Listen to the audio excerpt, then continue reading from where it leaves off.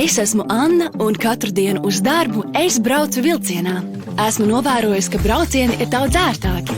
Mūsu vilcieni jau ir līdzīgi tiem, ar kādiem pārvietojamies, kad aizceļojam uz Barcelonu, Prāgu vai kādu citu metropoli.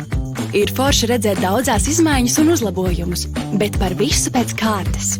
Ar Eiropas Savienības fondu atbalstu Latvija attīsta dzelzceļu kā sabiedriskā transporta mugurkaulu.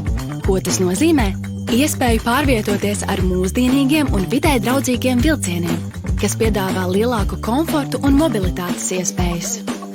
Elektrovilcienus var ērti izmantot visi, gan mazuļu vecāki ar bērnu ratiņiem, gan seniori, gan cilvēki ar kustību traucējumiem. Pateicoties paaugstinātajām platformām un vilciena platajām durvīm, ik viens var iekļūt vilcienā ērti un bez grūtībām. Vilcieni ir aprīkoti ar ergonomiskiem ērtiem sēdekļiem un klimata kontroli, lai tajos būtu patīkami gan karstākajās vasaras, gan augstākajās ziemas dienās.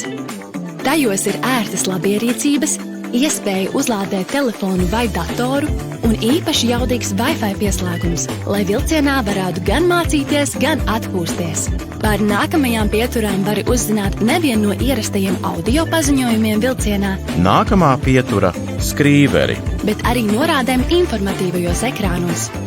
Papildu drošībai vilciens ir aprīkots ar video novērošanas sistēmu gan iekšpusē, gan ārpusē, lai būtu iespēja sekot līdzi notiekošajiem vagonos un ārpus tiem.